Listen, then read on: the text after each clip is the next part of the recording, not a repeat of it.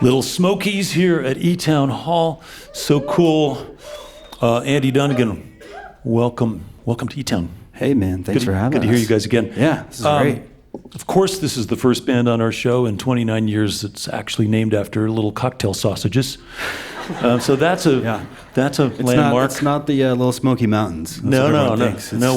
We know. Yeah, we know. It's the hors d'oeuvre. Let's talk a little bit about Montana in general and Missoula in particular, just about the music scene in the community and how that kind of informed the sound of your band. Yeah, I'm from Whitefish, Montana, and I moved to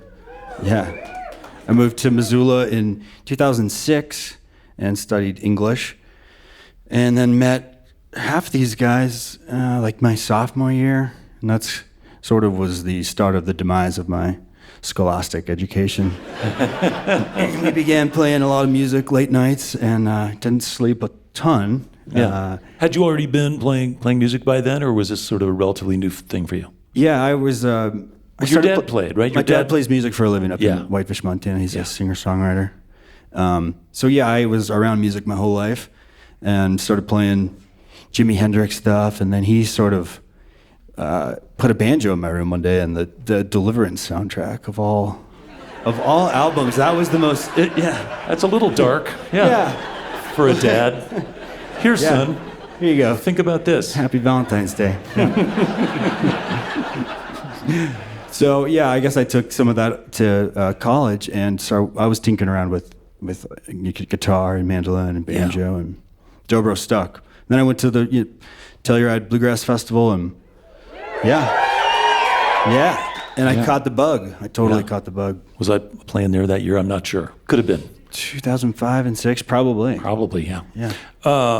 I should let our listeners know that you, Andy, are a guy who's singing while playing the dobro, which is an instrument, of course, with no frets. So it's not an easy combination.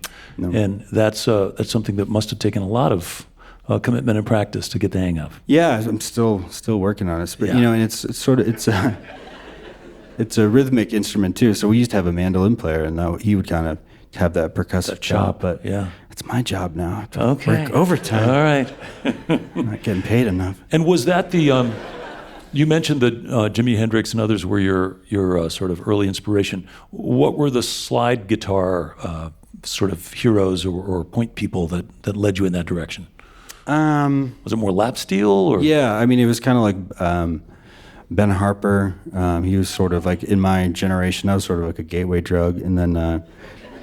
David Lindley, Jackson Browne's like the Mr. Polyester Man. Yeah. El Rayo X. Yeah, so then it started getting a little, and Derek Trucks and Jerry Douglas, of course. Yeah.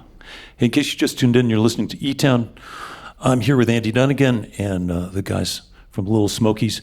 The new record was recorded at a point where you guys were all feeling pretty road weary. Yeah. And you found an oasis in Texas, of all places. Yeah, I know. I survived with a lot of sunscreen. We'd been kind of touring with our heads cut off for like the last 2 years, and we were kind of feeling the weight of that, just the huge sacrifice. I think for a while there, touring can be, there's still the jest of it when you're younger, and then it kind of set in, this is our full-time job, and we had been gone for a good part of 2 years, so we were all feeling the burn a little bit. And I think when we got to the ranch, it kind of rejuvenated us, and we just kind of fell back in love with playing music. And that was kind of part and parcel with playing, we got to play Red Rock, so it was those two things kind of all simultaneously that, kind of lifted us out of a funk. What was the average day like in your Texas desert oasis recording mecca? We'd wake up and have huevos rancheros, these ladies would make, and we'd have espresso, and then take a little jog around it was on this big pecan orchard, so it was like this 200-acre pecan farm, and so we'd run around there, and then mosey into the studio at about noonish, and it was nice. We kind of were just autonomous, and then we got to set our own hours. And were the songs pretty formed by the time you got there, or did you do some writing and co-writing and arranging as a group when you're in the studio? We did a little bit. I think probably like 75% of it was done, but Yeah, like the title track, Tornillo, which we'll play here in a little bit. That one was kind of written during our time there. Yeah. Rev had a little piano part that he came up with, and we got to kind of do a little pivot from our usual, instrumentation, which was really nice. And I know that up to that point, you'd been the primary songwriter, so it became a little bit more egalitarian, spread around among the other guys in the band on this record. Absolutely. Yeah. That felt really good to, Jake has a song on there and Rev has 3, and it feels more like a unit, than it has in previous. Now, I know from my experience about the 20th century world of bluegrass and that kind of music. But in the 20th century, 21st century world, you told me something backstage that was interesting. You said you guys are really not a jam band, but you're in that category. So what is it that sets your band, Lil Smokies, apart from other bands that are maybe a little more jam oriented? Man, I could get in a lot of trouble here, couldn't I?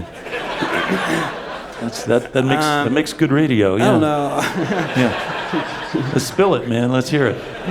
Wow. Well, okay. Got a tie. I'll shift a little bit, so I'll take a little pressure off. They're my friends too, just so you know. Yeah. I mean, shorter songs. I think the ostensible things are, shorter sets. We only do one set, and we're not as focused on improvisation, and perhaps we're a little more thoughtful with our arrangements. That's a little subtle dig. Yeah, that's a subtle dig. Yeah. Thanks. Yeah. Just in case someone didn't notice. Well, there is a thing I want to ask you. That's good. Looking out for you, Andy. That's all. Thanks, Nick. There is a thing I want to mention, because one of the challenges, I think, for a band like yours, which is you're a song guy. You went to college to study poetry and literature and language. And the modern concert-going experience, whether it's a club show where everyone's standing or a festival where everyone's standing, there is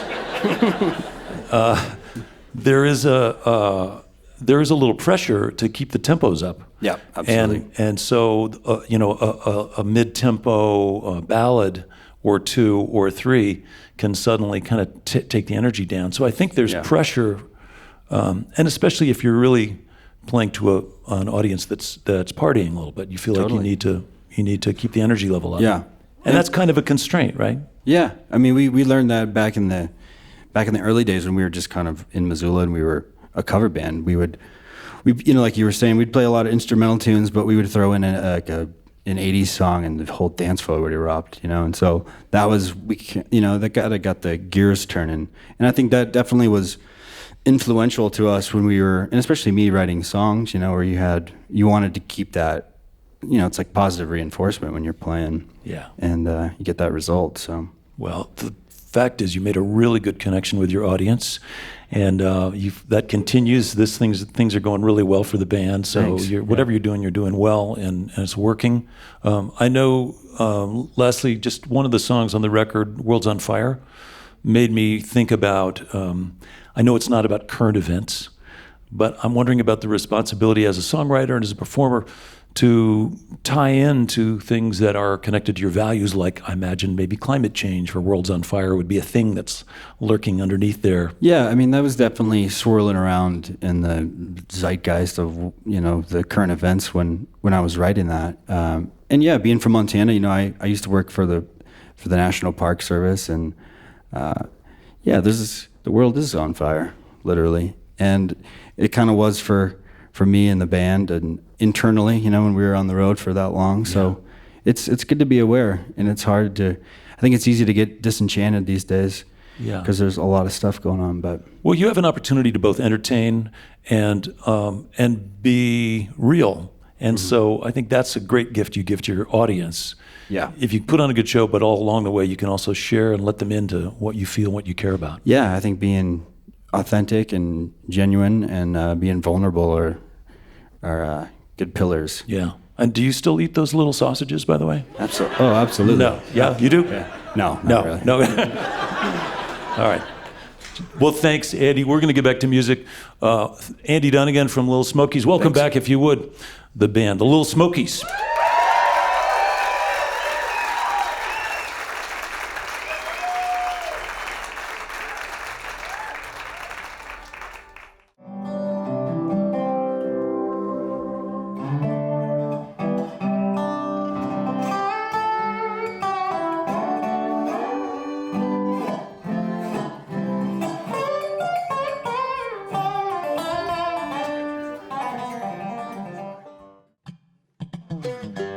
Hi, this is Nick Forster from eTown. If you want to stay up to date with all the performances, interviews, and behind-the-scenes footage, click the subscribe button. Thanks.